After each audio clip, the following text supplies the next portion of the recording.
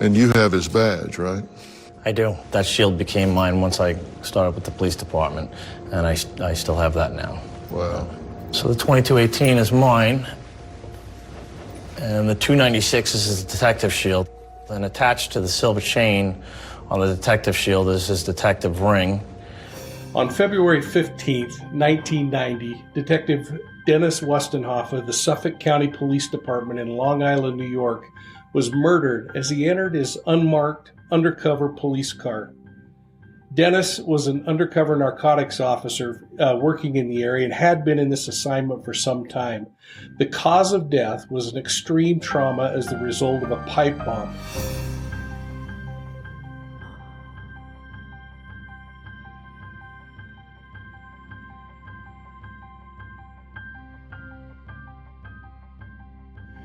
Well, please welcome Jennifer Wustenhoff-Leese and Melissa Wustenhoff-Skelsey.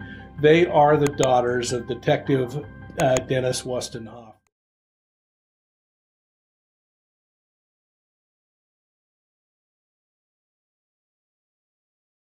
Ladies, thank you so very much for being here. Thank you, Mike, so much for having us. We're so grateful to be here. Well, it is really an honor. Now, your brother, Kevin, is a full-time police officer, but he's unable to join us today for the interview.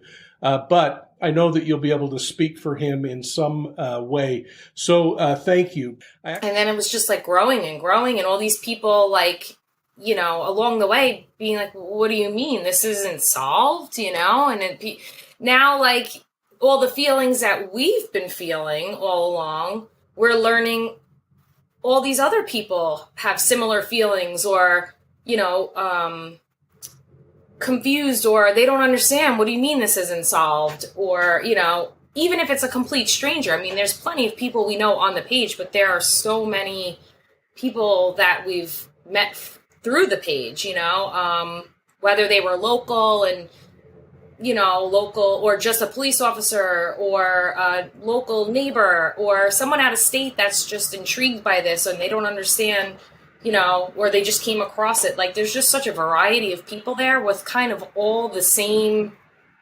feelings, which is weird, because not that you want other people to feel like what you feel, but it's like a sense of like, oh, wow, I'm not alone in this, you know, we're not alone. I've learned so many things from people.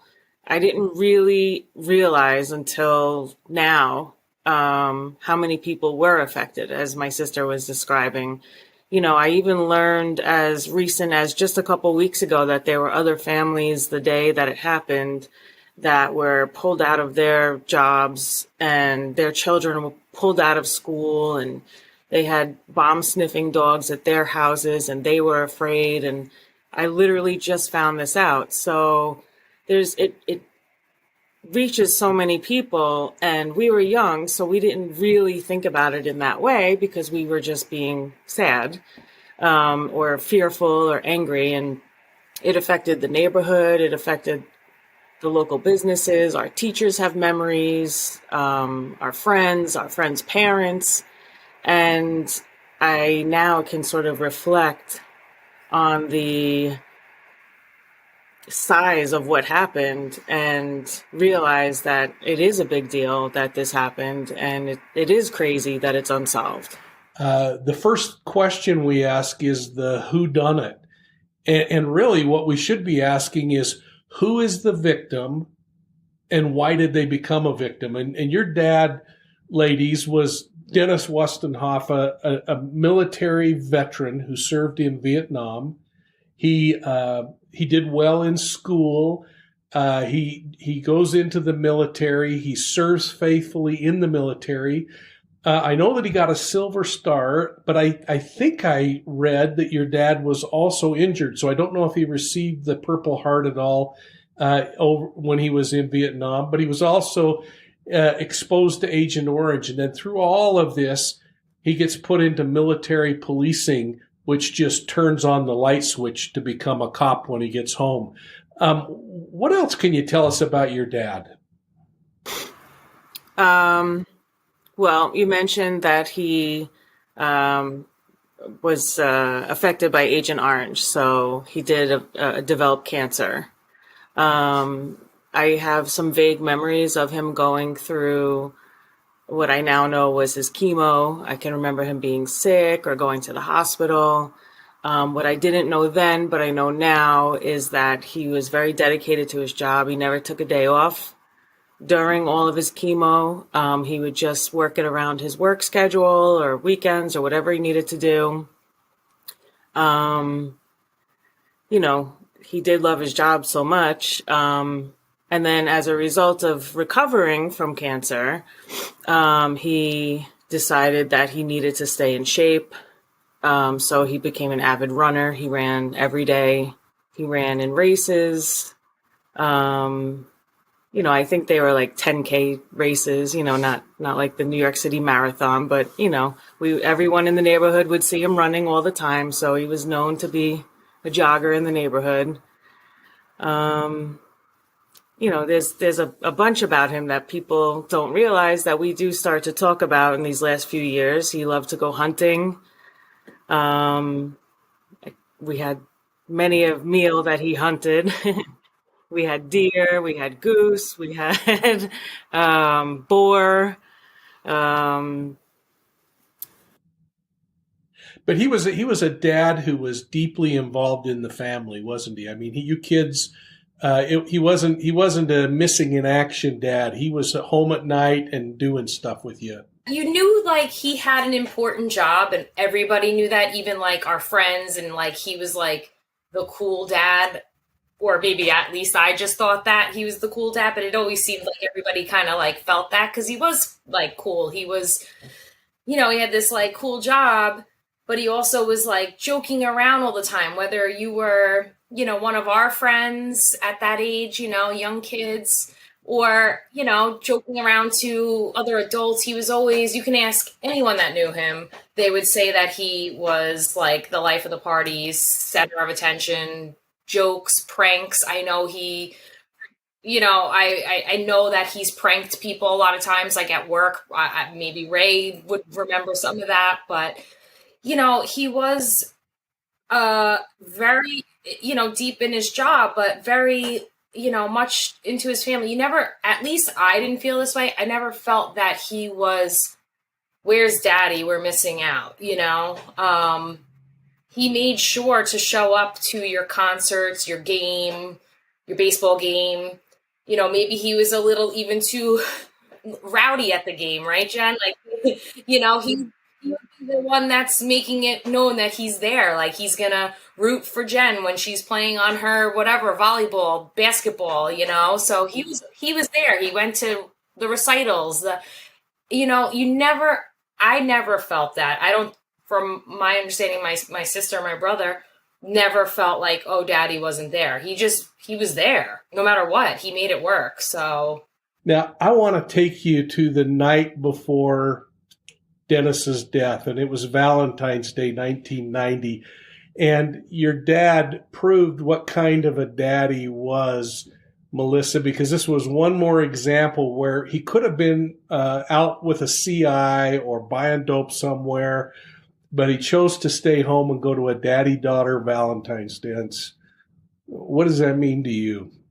Kind of gets you right here. It's like, I'm just very happy that I have that, you know, last moments with him. As far as I know, he was supposed to go to work that night or that day. And he chose to take me to the father-daughter dance. And that's what he did. And we had, you know, a great night. People remember, even, you know, talking to people over the years, they remember seeing him and at the dance. And, you know, he knew all the, you know, parents and stuff like that. And, you know, I always kind of compare it to, like, I didn't get to dance with him at my wedding, but at least I had, you know, that night with him. So darn special. And I'll tell you, I mean, it was hard for me to even mention it, knowing what a daddy-daughter dance meant to me and what a dance meant to me when my daughter got married. So I can tell you he missed it. Jen, I'd like you to maybe take a second and tell us what was going on in your dad's life at that time that was concerning, because there was question about whether Valentine's Day was actually the day that the killer hoped that your dad would have triggered that bomb in his car. And then, if you would, talk about the ages of you and your siblings when this happened. Okay, well, for starters, I'm the oldest, so I was 14.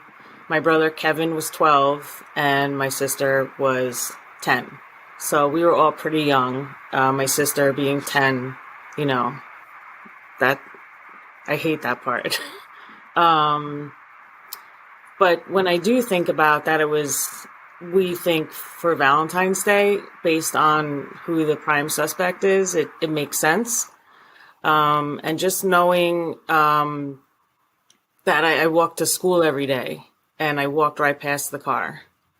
Or every now and then he would let me warm up the car for him. We never ever went in the car.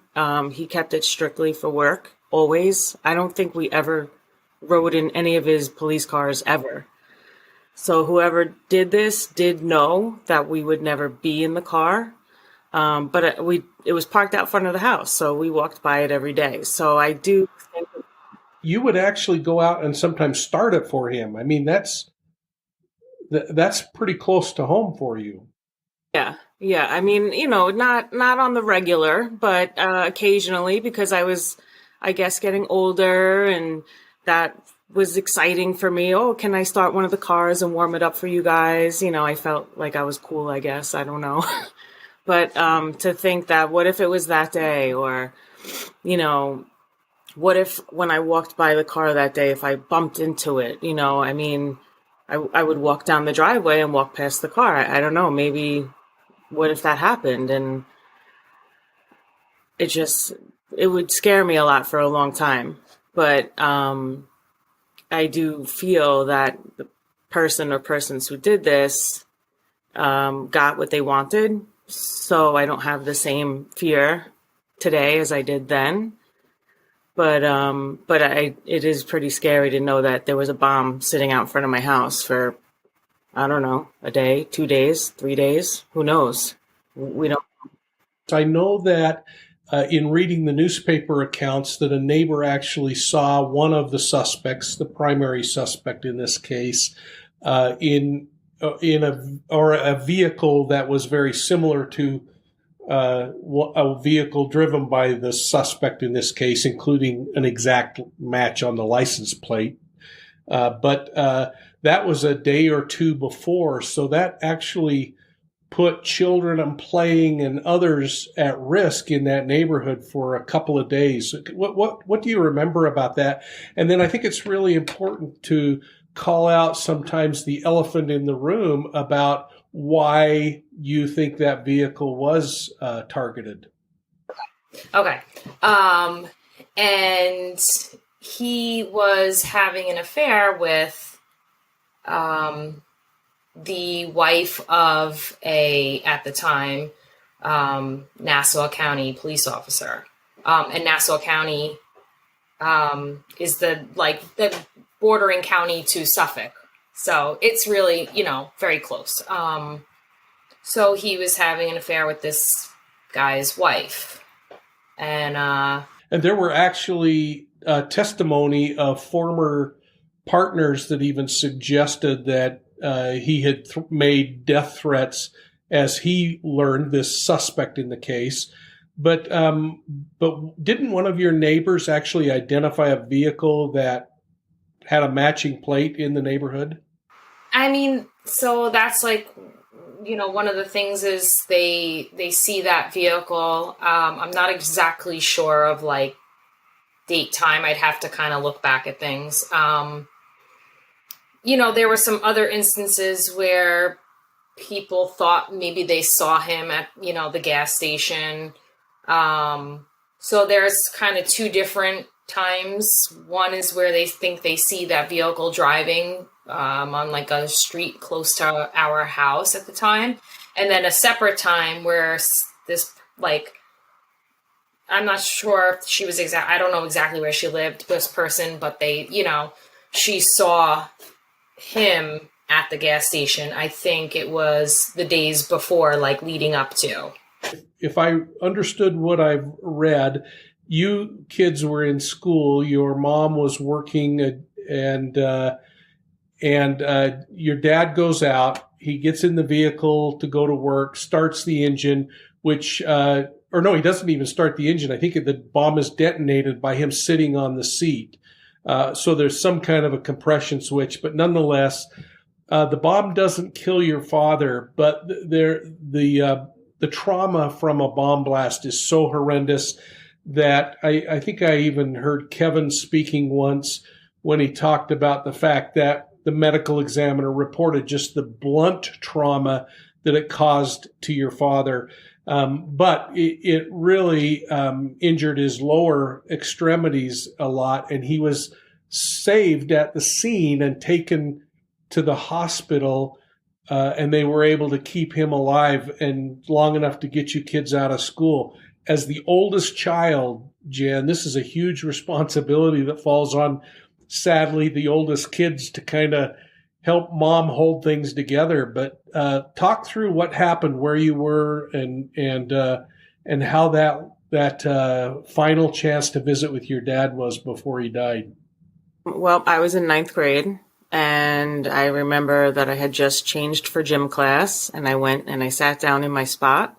And before class even started, my gym teacher, who was also my coach, so we knew each other well, she came rushing over to me and grabbed me and said, "You need to go down to the main office." And as a ninth grader, you immediately think you're in trouble for something, even though generally I didn't get in trouble. But I was like, okay, oh my goodness, what's happening? And when I went to leave, she said, no. You need to go change back into your regular clothes. I don't think you're coming back to gym class. And then I thought I was in really bad trouble. So I was a nervous wreck. I changed as fast as I could, and I hurried to the main office. When I got there, there were police officers standing there in the office, and they were in uniform, and I could see out the window their police cars were out there. And it was confusing because I thought I was going there to get in trouble. And then there were police officers, and they walked me into the room where they were. Now, I don't know if it's because I was young or nervous or what, but they just seemed tall and broad, and they weren't speaking. And I was petrified because I was being told now that my dad was in a car accident and I needed to go with these officers right away.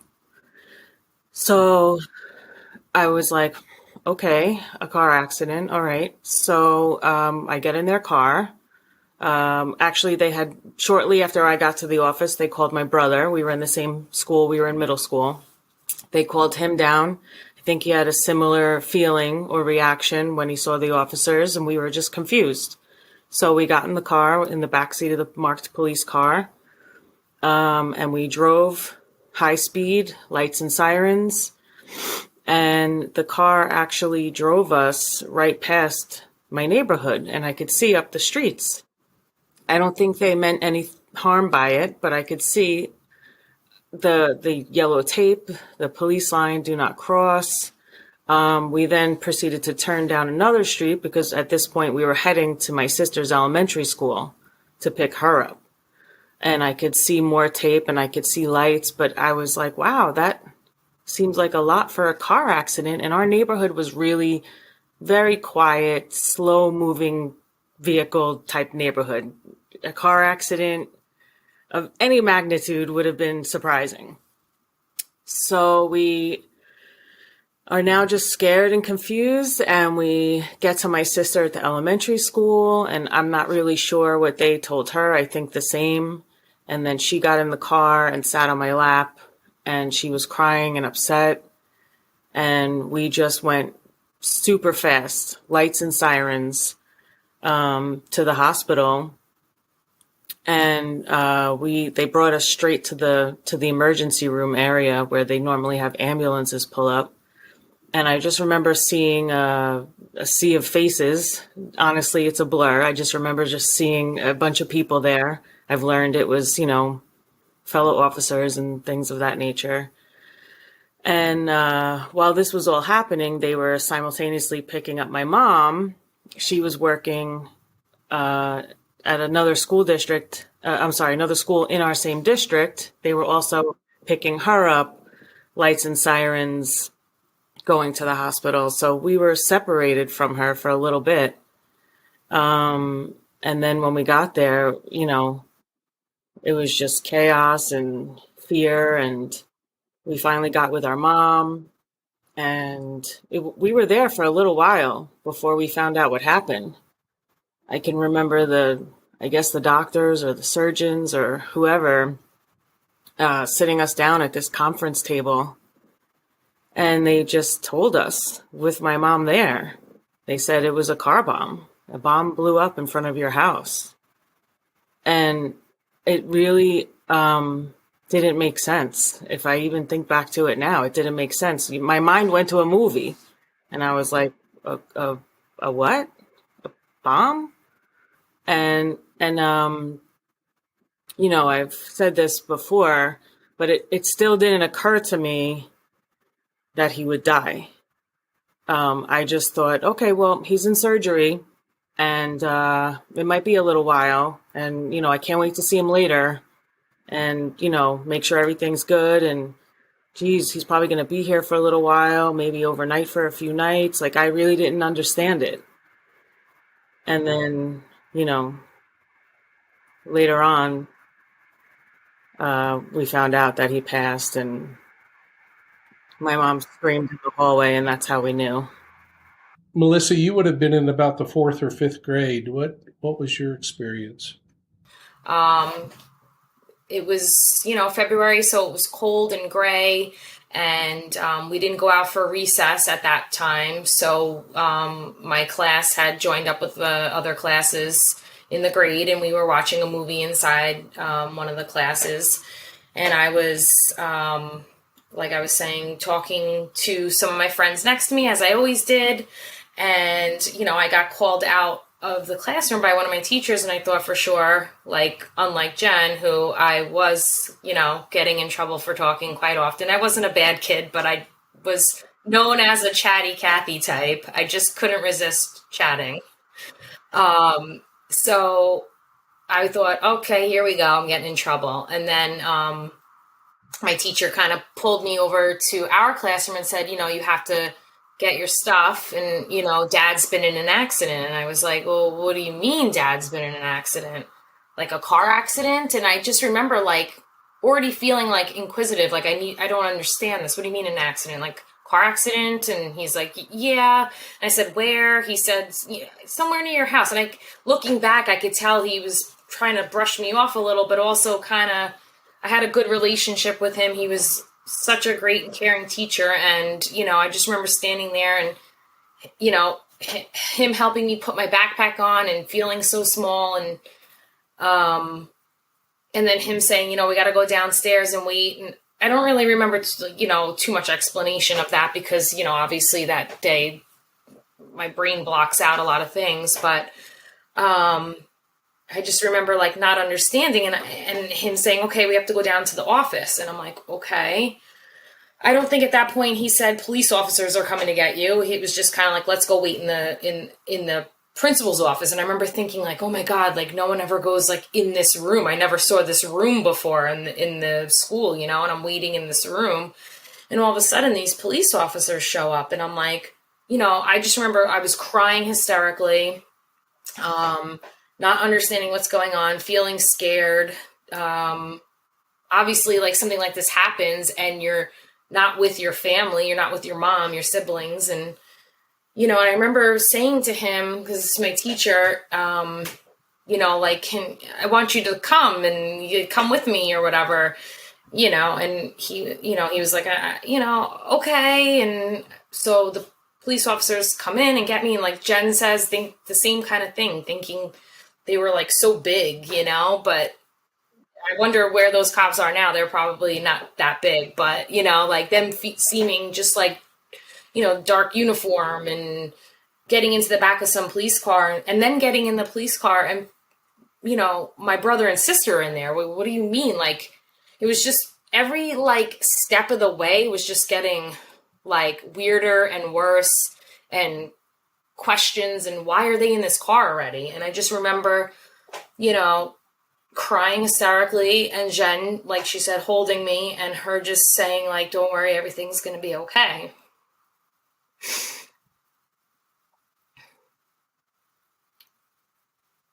And I tried to trust that. And I was just like, okay, I'm with my brother and my sister now. I feel better. So sorry. So then, I just remember my teacher was like, I'll follow you. And I don't know, that gave me some sense of comfort too. And I remember he had like that old station wagon with like the wood paneling on it. And I remember like just looking behind me. And like just making sure, okay, he's following us.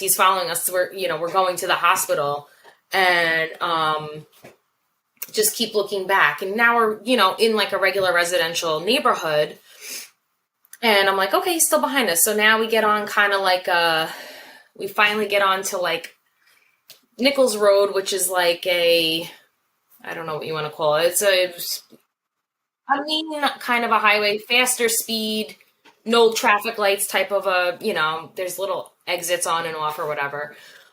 So I'm like, we kind of like merge onto that. And I just remember like looking behind me and checking, he's still there. And as soon as we get on that road, it was just like weird. Like they floored it. And I just remember the sound of like the police car, and how like that engine like was so like that, that sound of a police car. It's like that deep engine sound, and just flying. And I just remember like, I just knew at that point something is bad. Something is not good. Why are we like he floored it? And I just remember looking behind me and like seeing that station wagon just getting smaller and smaller and smaller, because he was getting further and further away. And like Jen said, we get to the hospital in minutes. I mean, I've never gotten to this hospital this fast in my life. We were there in no time, and walking in, and same thing, like just, lots of people and confusion and craziness, and learning that like she said, lots of, cops, colleagues, supporting people, media. It was just like, filing us through. And I'm still just, I think there's like a quote somewhere in the paper. It's just like Melissa just standing there with her backpack on. Like, I'm just this little kid with my backpack. Like, what's going on? And then they kind of just file us into some like secretary's office. Like, who goes in a hospital in a secretary's office? Like some random room where they hid us from everybody in this tiny, tiny little room. And that basically we just had to like wait for, we didn't get to, I know you kind of wondering of like last moments and stuff, but unfortunately we did not get to see him at the hospital.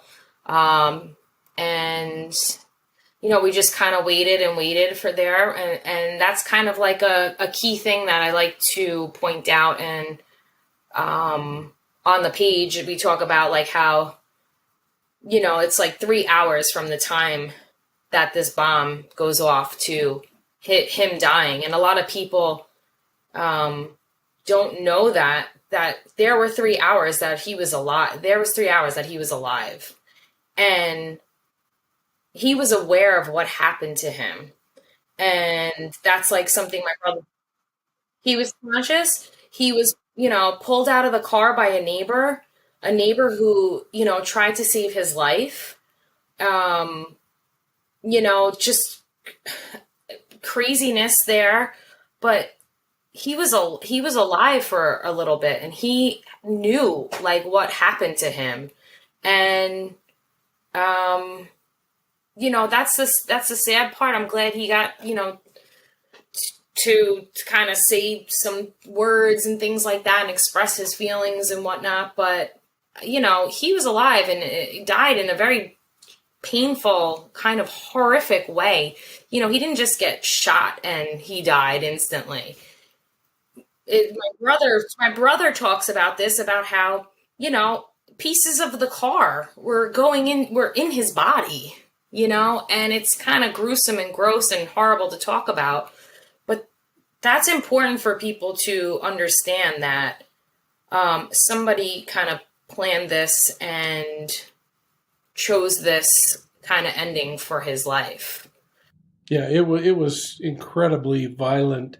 Did Jen? Did your mom get a chance to talk to your dad before he died, or be with him for a moment before he died? They were so busy trying to save him, I guess. Yeah, he went straight into trauma, and from what I understand, they worked really hard to save him. We've heard stories from people that we don't even know, little tidbits, and they, have knowledge, whether firsthand, secondhand, third hand, that, they worked real hard. And did your dad say anything that he wanted passed on to you kids or to your mom? From what I understand, he did say, tell my family I love them. Tell my kids I love them. I believe those were some of his last words, because then at that point he was being brought by ambulance to a helicopter, and I think he may have been unconscious at that point. Yeah. Ladies, I've attended too many police funerals, but I've never been there as a child of the person being laid to rest. What can you help people understand about a police funeral and, frankly, the lack of control a family has when a police funeral happens? Well, for me, and I guess I would assume my brother and sister, but for me, it was the very first funeral I had ever gone to. So all of the grand aspect of it, there were thousands of police officers there. There were bagpipes. There were 21 gun salute, taps, helicopters. At the time, in addition to all that normal fallen officer ceremony, there was a crime that happened. So we were in hiding. We weren't allowed to come outside of the funeral home. There were snipers on the roof. On the funeral home, there were snipers on the roof on the building across the street. We had to cover ourselves coming in and out. So it was very scary. And, the funeral itself with the police motorcade and all of that, it was eerily beautiful. And then for me, when a couple of years later, unfortunately, I had to go to a friend passed away, and it was your average wake and funeral. And I was like, well, where's everyone else? I didn't understand that the size of my dad's wasn't the norm.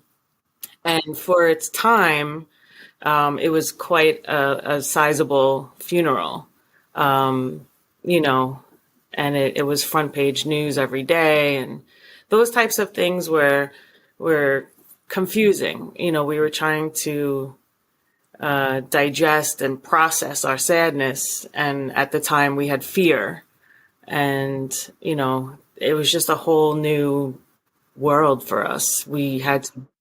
Yeah, what was this like for you, Melissa? And one of the things that I read that really touched me was that you three as children were not willing to leave the graveside once the thing was over.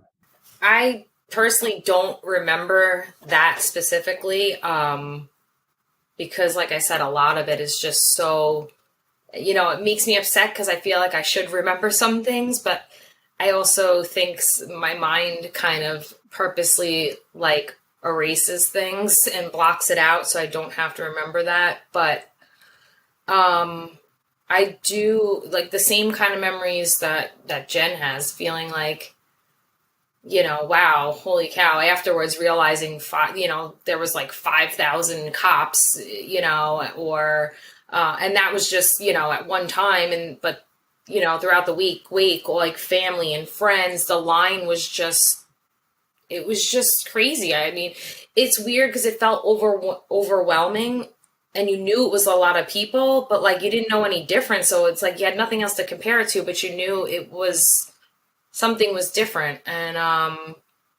you're just, like she said, you're trying to process everything and grieve, and you're sad and you're scared and you're, worried about your mom and because she's so sad. And, but at the same time, everybody's in your face, there's all these people there, and it's great in one aspect because you have all the support from fellow police officers and family and friends.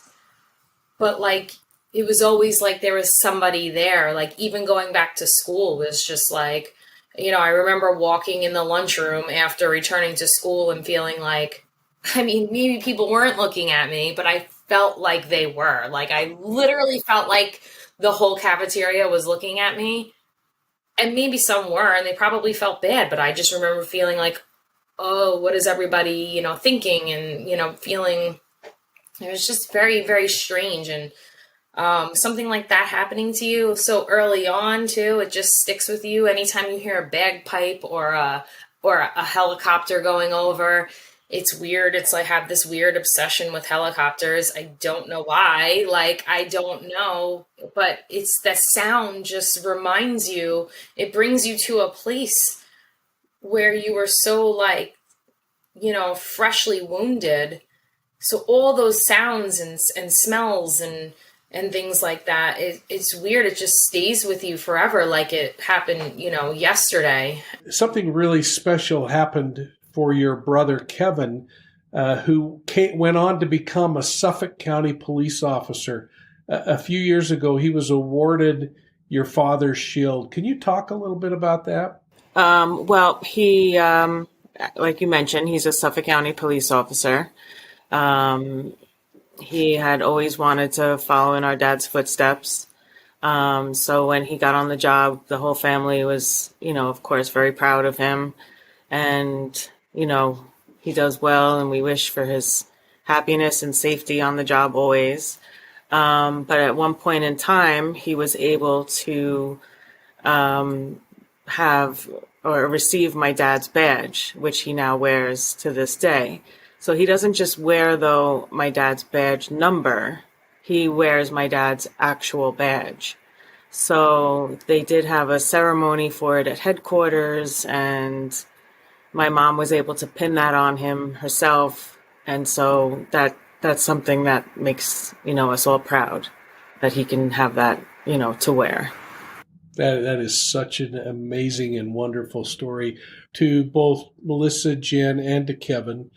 The beauty of what you're doing is reminding that killer to never stop looking over his shoulder, because you really are making a big difference. The Facebook page is Justice for Dennis Wustenhoff.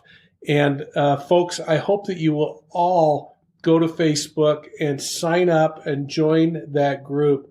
But these kinds of things cost a little bit of money too. Jen, Melissa, how can people help? Is there a way to donate through the Facebook page or through a GoFundMe or anything?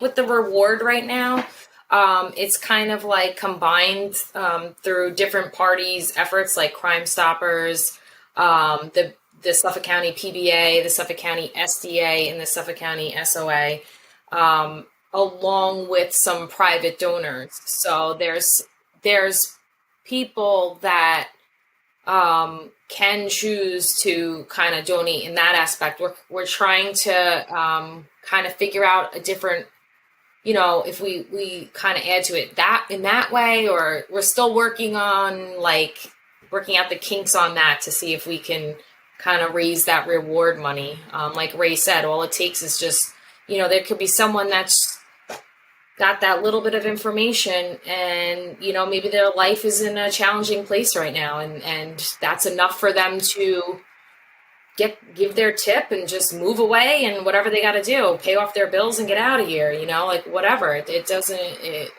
whatever it takes, reward or not. I mean, whether there's a reward or not, we're not giving up. That's kind of the special thing about the Wustenhoff family. Like my sister said, we don't give up, we will never give up. We cannot give up. This is our dad. And I don't think anyone out there would give up on their dad. And I could tell you our dad would not have given up on us. So we're going to keep pressing the police department. We're going to keep pressing the DA's office. We're going to keep pressing the FBI, who's now involved. We're going to keep being annoying or squeaky until we get that oil.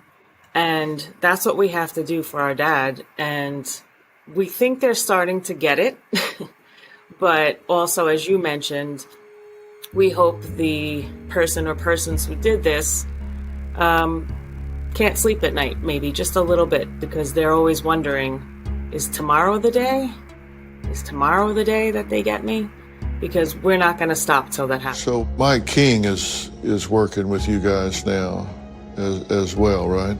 Yes. Let's have Mike step in. So thank you for being here. You have been looking into this. Tell me what you've seen so far. What's the evidence? And why hasn't there been an arrest?